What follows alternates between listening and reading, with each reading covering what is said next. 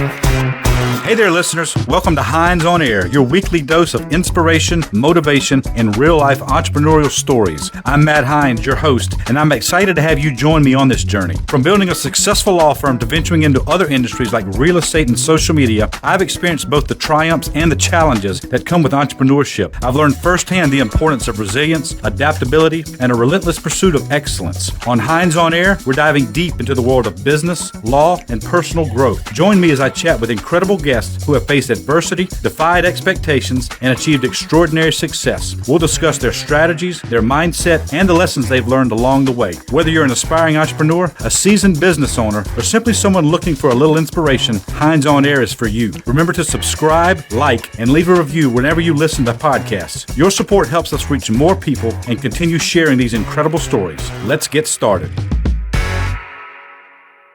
Hello, everybody. It is Matt Hines. We are back with another Hines on Air. We've got another great show for you. A super interesting gentleman has joined us today, Mr. Deric Gillard. He is a very accomplished journalist, but he's also worked with numerous presidential appointees, successful organizations. He's just done a lot in a lot of different areas, really helped the planet overall. So we are pleased to have Mr. Gilliard join us. Mr. Gilliard, welcome to the show. Thank you, Matt. I appreciate it, and please call me Deric. Deric, all right, I'll do that. So you doing well today? I am.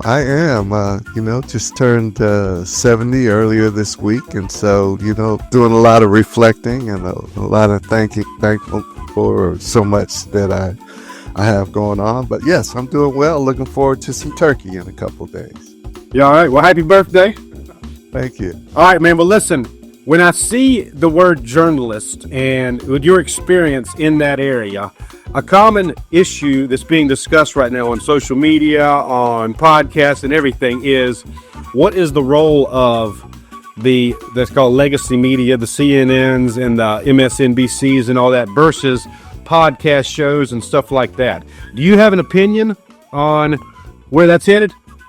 Sure. I think that there is one of the big problems in our society. I see this as somebody who is trained in journalism, had to go through, tons of classes, and a lot of it was about ethics, to be perfectly honest. They call journalism the fourth estate because of the impact it has on our society. And one of the problems is, and that, not pointing to any specific ones, but in much of our social media, people can kind of come on and say anything as fact and go in any direction. And there are no, kind of like we talked about politically, if there are no political guardrails, if there are no guardrails in terms of media, then I do think that is a real problem because some people, they just, they're really talking heads, but they don't have what I think is significant in terms of what they feel is, can and can't be said, shouldn't be, and what truth is, to be perfectly honest. So, but I do appreciate the fact that now people having podcasts and other avenues, opens up a lot. I just wish that it's almost like with AI, AI. There are a lot of really wonderful, beautiful things about AI, but I think there's some dangers inherent in AI as well. Yeah, that's right. That's interesting you say that a lot of the classes that you take coming up through in journalism school deals with ethics. That's fascinating. I didn't know that. I've never. Oh, yeah. Yeah. And particularly, I think it's that way. Certainly it was when I was in school in the 70s, particularly around print journalism, because you didn't have all these other things going on then. There weren't any podcasts and a bunch of radio shows. And so it really was about, the printed word. And so, but a lot of people who you think about it now, who have talk show hosts, in several different, markets, these people are not at all journalists. They come from a political lane, or they come from, some other lane, but they don't have any their training in journalism is kind of how to appear and how to sound online, but it has nothing to do with an educational background and an undergirding that, grounds you in certain, facts and certain philosophies and certain basics. Well, when you see somebody like, I think it's Joe and Mishka Scarborough, the MSNBC guys, they catch some heat right now because they talk such bad about Trump, and then they went to meet him, and which I think was actually a very good move. They should go meet the guy and have a conversation with him instead of just demonizing him. But they don't seem, not just them, but when I see personalities like that on cable TV, I don't see much of an ethical code being followed. I kind of see an agenda or maybe just a personal opinion and a no-holds-barred approach or attack in that direction. Do you think the ethics guidelines and stuff that you studied and seem to uphold, do you think that applies, or do you think they care in normal media? I think that, and those are exactly some of the kind of people I'm referring to. And, I conversely would point to the people on Fox, certainly. But I'll tell you this, I say, and I'm fine with people, you go in and, these people are expressing their opinion. If we know that going in, that's fine. But I still think your opinion should be based in some fact, because a lot of people, that's where they get their information from. And if you believe this but you don't, follow it up or check on, you don't fact check essentially, then you find a lot of issues. And certainly they came out hard against the president, and I'm glad they're meeting with him. I wasn't aware of that. I think that a lot of times, I wonder if they knew him before, because certainly they're very opinionated on it. But, I think that, that's one of the problems. If we can get people to sit down and have conversations, we see them a little differently. It doesn't change their politics. It doesn't change their priorities, but hopefully we can see more of the humanity in each other. That's what I like about podcasts, is you get to see that side of people, in my opinion. In the short little 20-minute interview on Fox News or CNN or whatever, I don't know. I don't feel I've truly got the message. But when Patrick Bet-David or Rogan or one of these guys sits down for a few hours and they just chat, to me it's a good conversation. Normally, to me that's whether you like him or not. I'm not speaking for or against him, but after Trump's debate, it was horrendous, we all know. And then he started touring on these podcasts. He went to Rogan. He went to PBD. I think Andrew Schultz was one. And he sat down and just chatted with the guys. And he'd tell you kind of stories from the 2016 presidency and other things. And I was like, now that's good. That sounds good. But when you get these little snippets from the news where he's, being angry about something or going off of it, I was like, it's not appealing. But anyway, it is nice to just hear somebody talk, have a conversation. I agree with you there. I'm not a fan of the president, but I thought that was a stroke of genius to go on that show. It's my understanding it's the most popular show out there and really speaks to young men, young white men in particular. And I think that the Democrats and I'm not a Democrat, but me included, a lot of people misunderstood or gauged the impact that had. And I know he did a lot of that. So stroke of genius. He is a marketing genius. I don't think anybody anywhere could ever take that away from him. Yeah, that's right. There was one conversation I remember a while back. This was with Howard Stern. And Howard liked Hillary Clinton. And he invited her on the show. But, Howard's got that reputation where the shock jockey's going to talk about sex or something crazy on there that, a respectable politician doesn't want to talk about. And he was like, no, I just wanted to talk to her.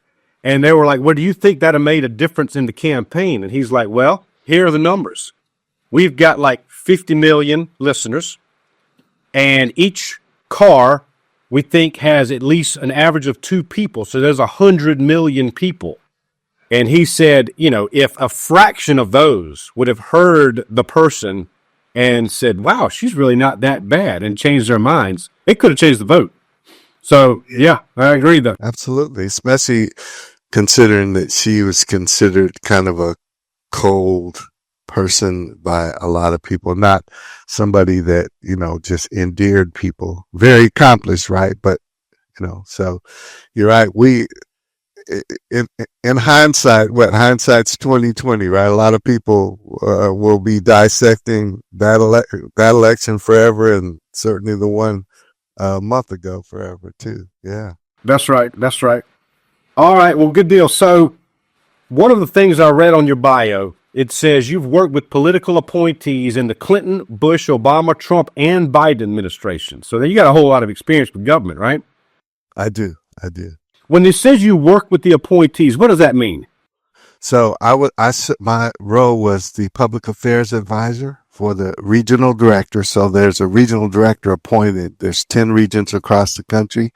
Here in Atlanta is the headquarters for all of the regional directors in Region 4. And so all of the departments, from HUD to EPA to education, all of them, transportation have an office. Most of them are located in the Sam Nunn Atlanta Federal Center downtown, right at 5 Points.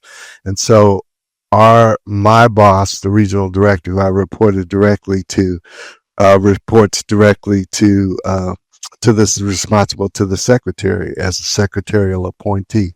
And his or her role was to manage the 8 southeastern states.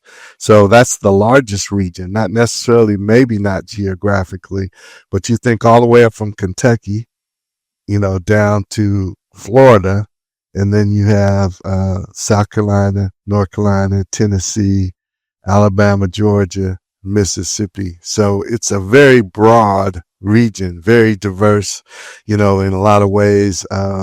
A lot of rural areas. So yeah, that's kind of what I meant, is my role was to help that person,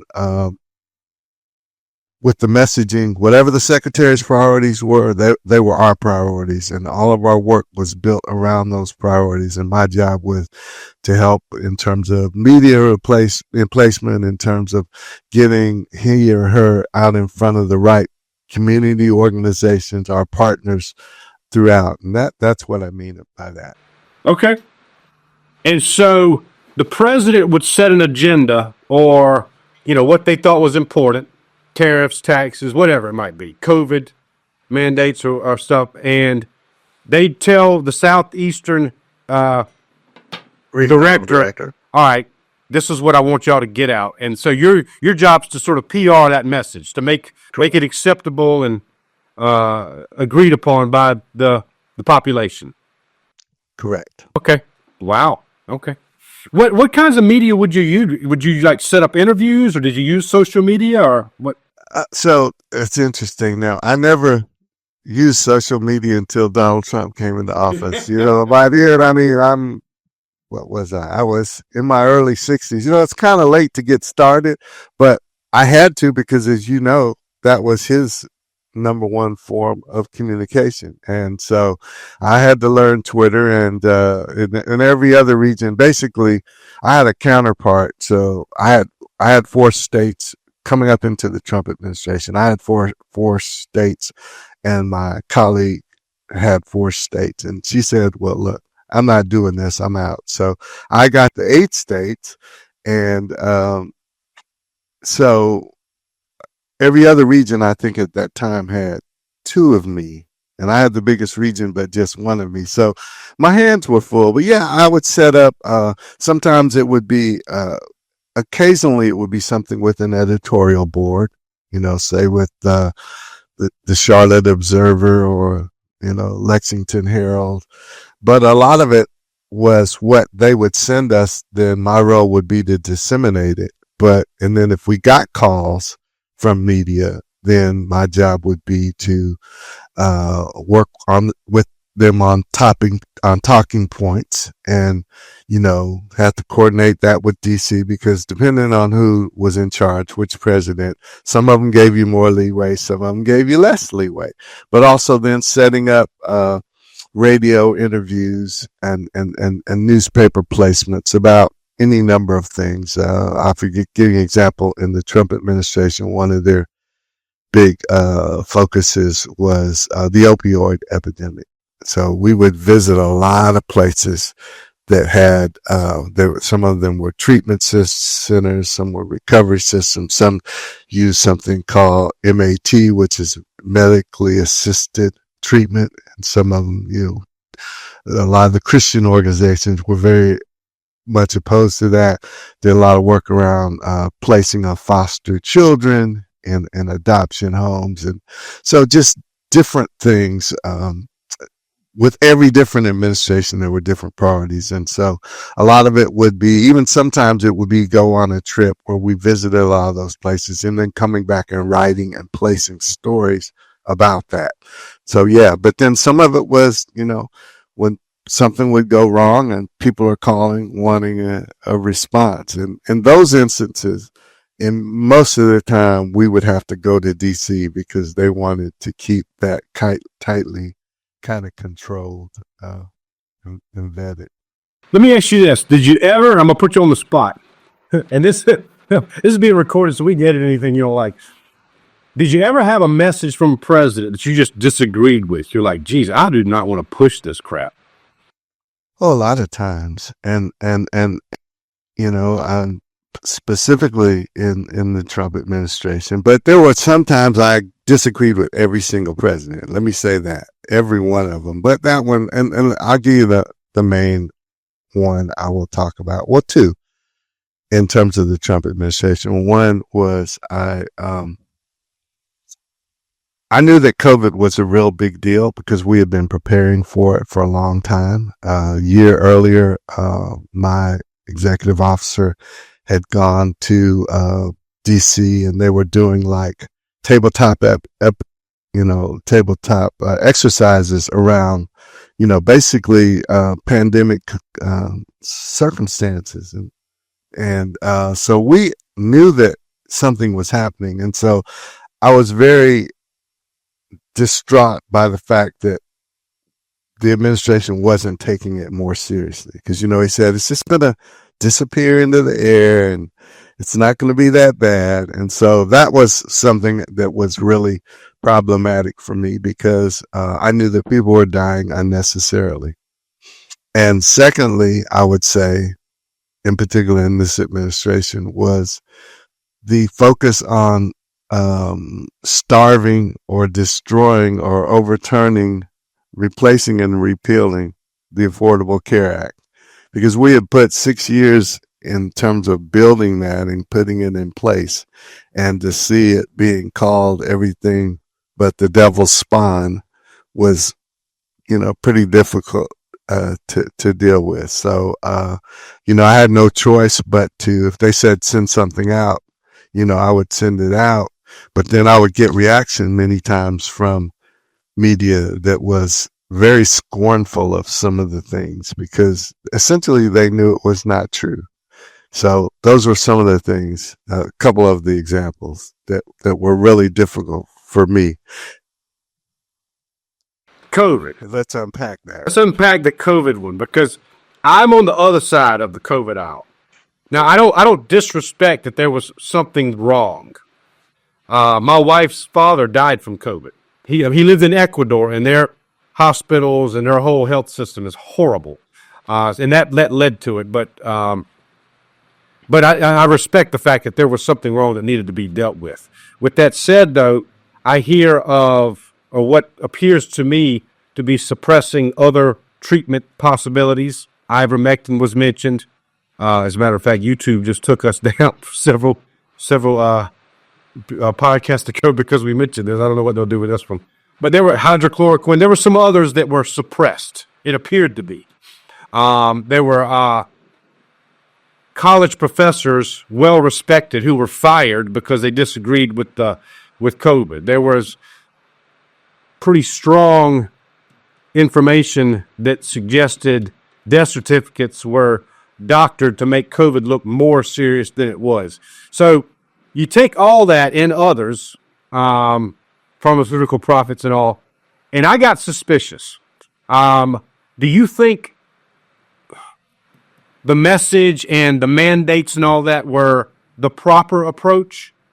to handling the problem, or do you think the government overdid it, or would you have changed anything? I'm sure I would change several things. And as I mentioned, the first would be to take it seriously. I understand people wanting a choice. Okay. So I see the controversy in somebody saying, if you're going to work here for me, when these vaccines become available, you're going to need to get a vaccine if you're going to keep working here. I see the pushback in that. I also see that where employees, this is like a right to work state, right? And so that's one of the issues that was a real issue. And to be perfectly honest, Hines, a lot of people absolutely do not want to be told what they can and can't do. I mean, let's just be real about it. And that was a huge issue. I researched this exceedingly in detail about the impact of COVID, particularly in these 8 southeastern states, and where we have the most poverty in this part of the country. We have the most illiteracy. We have the highest rates of uninsured, because the vast majority, 7 of our 8 governors absolutely refused to expand Medicaid. I'll tell you this, our governor, Governor Kemp, he talks about having a $10 billion surplus, and he brags about it. But in my opinion, you're balancing this budget on the backs of the working poor. And a lot of times these are black and brown people, and they're and poor white people. And so, but our economy would shut down if we didn't have people who do these kind of jobs. And so I personally, Dr. King said the greatest inhumanity to man is the lack of providing health care. Now, because before I went to work for HHS, I worked as communications for King, director for Dr. King's organization. And justice is at the center of, who I am and what I think is, even as a Christian, justice is at the center of the Bible. And I'm an evangelical.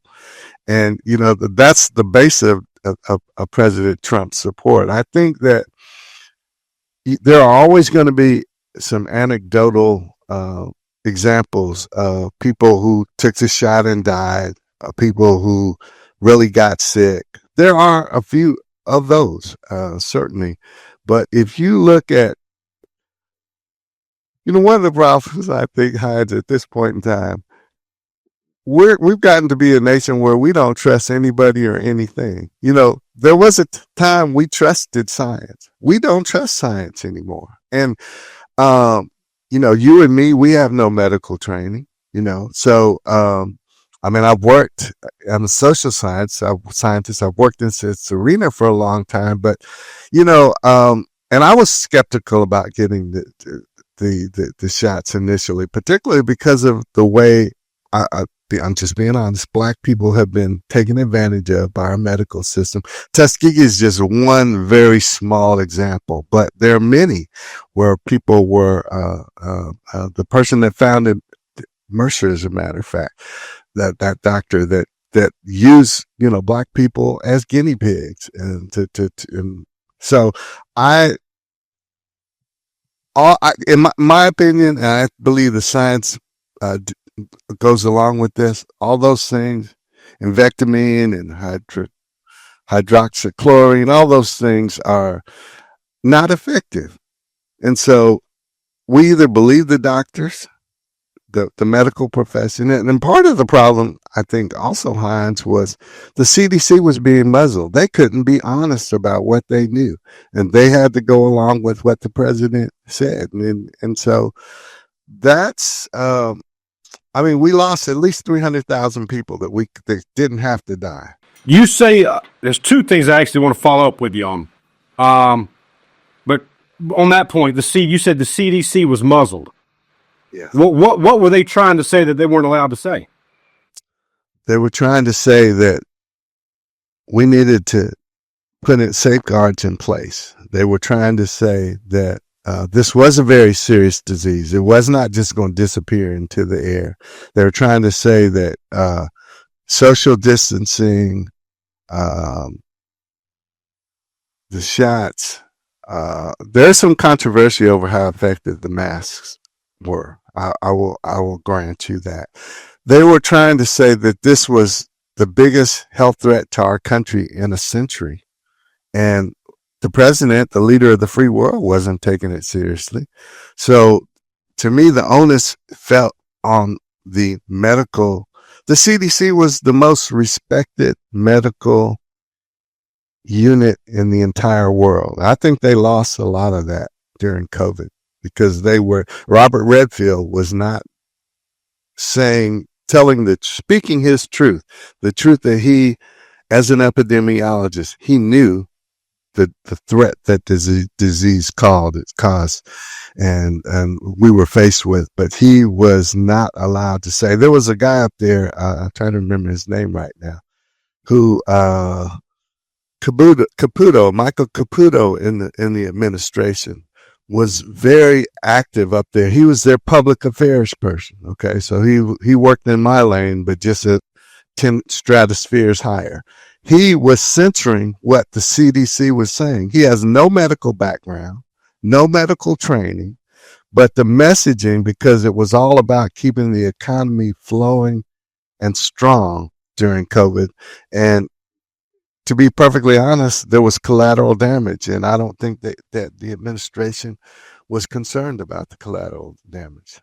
See, I thought the CDC did have that message, that they were telling us how. As a matter of fact, I'm a CDC skeptic, so I think we're on opposite sides. You and I have met for the first time today, and I respect everything you're saying, but I think we've got two different viewpoints on some of these things, which is nice, which is good. There's one thing I want to follow with you on. You said earlier that you and I don't trust science anymore. Do you think that's a well-founded, or justified, or do you think that's irrational? I think it's largely irrational. There are instances. Again, there was a black doctor, a black physician, very well known, respected. I think she was in Indianapolis. She was telling her doctor what her symptoms were and how she knew she was not. He dismissed her. And I think, for example, there are a lot of cultural competency issues, Matt, in terms of, there are a lot of people who don't want a black doctor, a lot of people who don't respect black doctors. I'm just using that as an example. But overall, look, we have to trust somebody, right? And I think I believe in getting a second opinion. If you don't think your doctor is being responsive to you, you go find somebody else if you need a third opinion. But these people spend so much time being trained to do what they do. So I give you this example. So when we had, what was it? Maybe it was a Spanish flu 100 years ago, maybe 105 years ago now. This huge pandemic, worldwide pandemic, when the doctors, had this shot for it, people lined up. There's pictures in New York City of people in lines for miles. Nobody resisted going and getting this shot and getting this treatment because people believed in the science of medicine then. They trusted people. But now, partly because, what did Kellyanne Conway say? Alternative facts, what is true. And so if you can't count on people, particularly people who lead you, that you can believe them when they say something, we're going down a deep, steep rabbit hole, aren't we? It's tough. I know. It's tough. Once you got pharmaceutical executives sitting on the board of the FDA and everything's so commingled, and I think corruption, I think it's just horrible. But I know they tried to clean it up, but it's not cleaned up. So it is hard to know who to trust. It's a shame it's like that. I think that Spanish flu example you just gave, the corporations hadn't taken over everything, and a doctor could just speak on his own and not worry about the vested interest coming down on him. I'm guessing. Right now, when somebody says, when the vaccines were pushed like they were, it just smelled bad to me. And that may be irrational or might be justified. I was like, this is just odd. Like, my wife's vaccinated. I'm not. And she wanted to get vaccinated, and it made her feel better. And I'm like, that makes sense. Go, let's do it. No problem.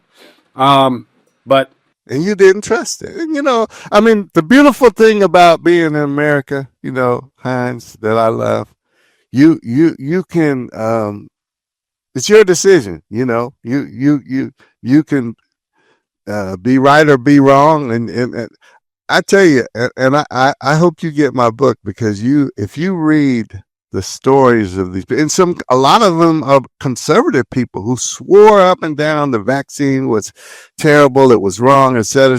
And then several of them died, and new people who died. And then you have these deathbed regret stories. And so a bunch of people go to the funeral, they're all commingling and, no mask. And then, lots of them got sick. Several of them died. There's just a lot of these examples. And we don't trust the right people. Everybody has to trust somebody. I had to convince my sister, who's in a little town in Nebraska, that she needed to, and because she was very distrustful. Some of it is, I listen to everybody. I listen to Fox, to MSNBC. I listen to News Nation, to NBC. I mean, there's sometimes I can only take so much of anything, but a lot of people only listen to one lane, and so you don't get anything else. And so, I think that's a problem. Well, Mr. Gilliard, listen, I'm about out of time, but I can't resist. I see, let me see, you mentioned Health and Human Services earlier, and I think earlier, let's see, you're a public affairs advisor to the Health and Human Services regional directors of the 8 southeastern states. Okay, so we kind of talked about that. Now, I have another strong suspicion that you and I could be on opposite sides of this question. What do you think about RFK Jr. for that spot? Well, he's a conspiracy theorist, right? He, again, has no medical background, none at all, none. What kind of rational sense does that make to put somebody? He's an anti-vaxxer. He's an anti-chlorine person. Let me make this prediction to you. 2 years from now, if he takes chlorine out of the water, you're going to find many, many, many cases and cities who are experiencing extensive oral issues, particularly with their children. A major city in the north where they took chlorine out, somebody demanded they take the chlorine out, and now you're having dozens of lawsuits of the children impacted because of the oral disease brought on by the lack of chlorine. I'm not saying, because I don't know, I've never studied the impact of chlorine, but everything I've read, again from the scientists, say chlorine prevents tooth decay. So I'm just saying, I want those decisions made. I hope he at least surrounds himself with medical people, with well-trained doctors and physicians, epidemiologists, who he will listen to, because you can be the person at the top if you make informed decisions. If you just make informed decisions based on, the guy that's the Surgeon General in Florida, I'm trying to remember his name right now, but they hired him off this. There was this very right-wing, white-ring theorist group that he came from, because he was such an anti-vaxxer. It's just interesting that people on one side believe it's terrible and people on the other side believe that it's good. And I don't know, never the twain shall meet, I think. That's another one where it's like, who do you trust? I know briefly, and I'll try to get my dates right. It used to be that a drug company could be sued if they put out a vaccine that caused injury. I think in 2018 or thereabouts, a law was passed that held all drug companies immune from defective vaccines. And so then you saw the number of vaccines skyrocket, and every company out there could just dump vaccines into the mix, and went from like 6 to 40 something because they were immune. They didn't, the testing and the carefulness and oversight wasn't as necessary because somehow they got immunity. So there again, this is a big debate. I have two. So I would challenge you on that in terms of if we're talking about broad vaccines, not COVID vaccines, right? Okay. All right. Okay. Well, listen, I think there are issues certainly with big pharma. There's no question about that. And I think that now if the president goes in and does something about big pharma, the new president, then power to him, because he's talking about shaking up a whole lot of things, and some of them are good. We'll see. I know our deficit is just his deficit went up higher than anybody's, and that's still an issue. I think we're don't care nearly enough about our environment. It's gonna be interesting to see the impact of the tariffs. But yeah, big pharma, I'd love to see something done with big pharma. I want to note, and you can respond and disagree with me. As far as RFK goes, I am a fan. He has been vaccinated, and it's my understanding his family has too. I don't think he's anti-vax. I think he's anti-mandate, and he's pushing for just carefulness. Like, let's just know what we're putting in our bodies, and make sure the parents understand too. That I can go with that. It's interesting that virtually all of his family disagrees with him. It's funny. My mother says the same thing. She's like, "Well, Matt, everybody in his family disagrees." I'm like, "Yeah, I don't know whether they disagree or not." When I hear him talk about Ukraine, or when I hear him talk about the medicine, or he wrote the book about Dr. Fauci, it seems to be well laid foundations for his idea. But certainly, yeah, he has attracted controversy and some debate over his views.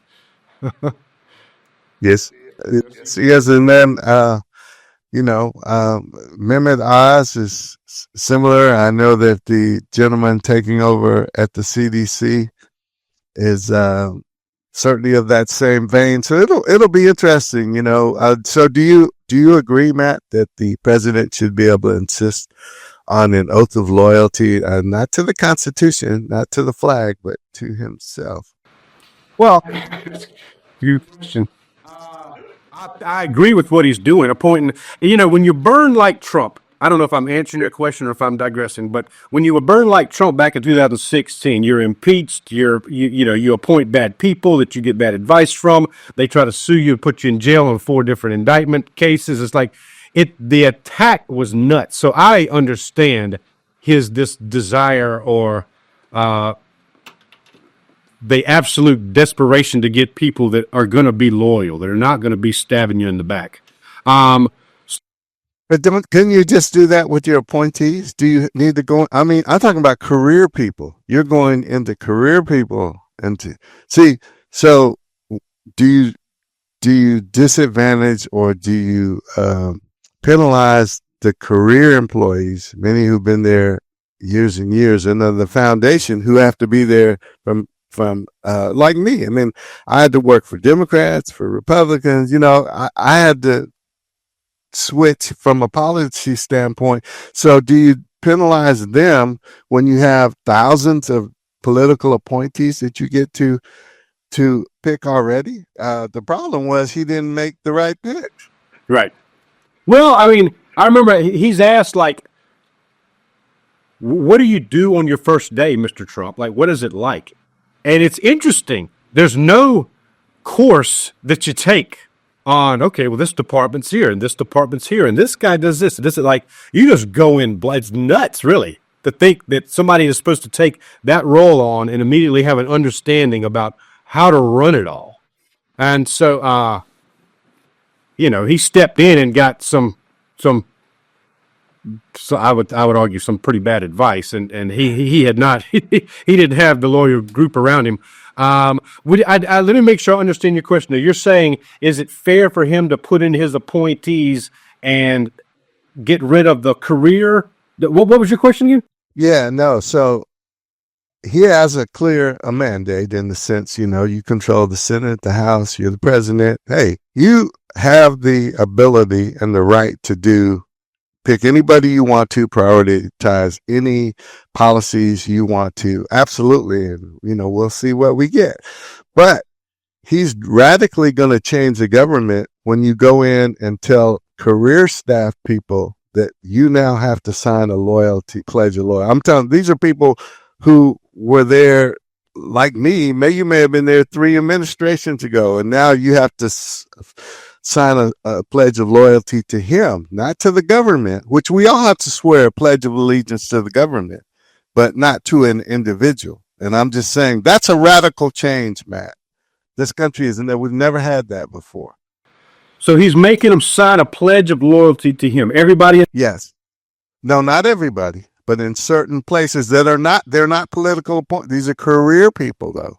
And so the goal, honestly, is to get them to leave, and then he can replace them with his people. And I just have some concerns about that. I get you. I feel you.